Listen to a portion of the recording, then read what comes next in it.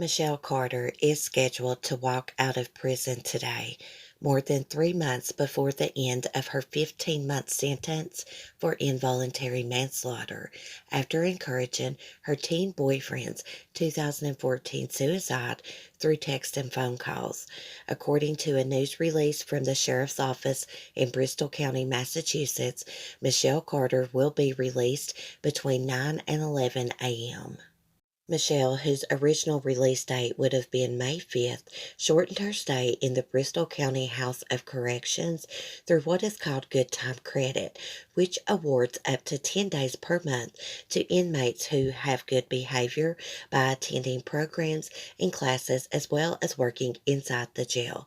The Sheriff's Office spokesman, Jonathan Darling, previously told People magazine she began serving her sentence in February 2019 and ultimately served 11 months and 12 days. Michelle's conviction followed her role in the death of 18-year-old Conrad Roy III, who was found dead from carbon monoxide poisoning in his pickup truck on July 13, 2014, in the parking lot of a Kmart in Fairhaven, Massachusetts. In hundreds of texts and the statements that came to light afterward, Michelle, who was 17 at the time, was revealed to have pressured Conrad to go through with his suicide.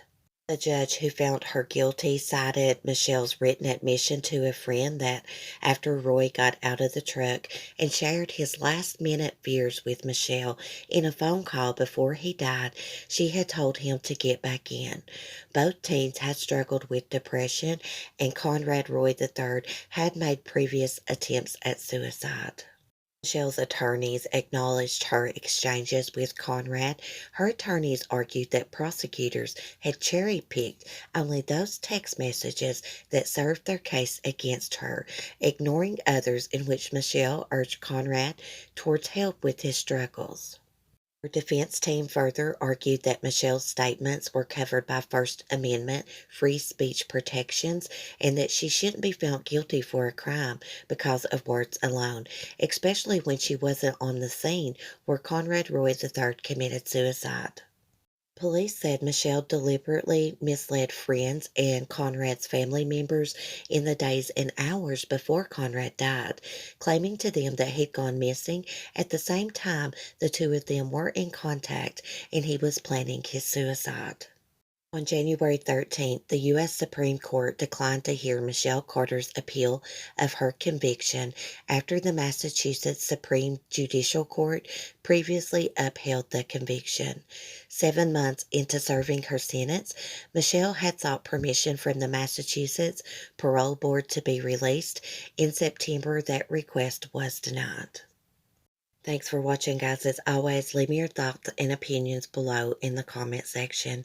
While I'm praying for Conrad's family and friends today, I know it's hard knowing that Michelle talked him into committing suicide, encouraged him to do it, and now she's going to walk free and carry on with her life, and Conrad can never come back to this world. You know, I've lost two loved ones to suicide, and these stories like this really upset me. I don't think she deserves to get out of prison. She should have been there for at least 20 to 30 years, in my opinion.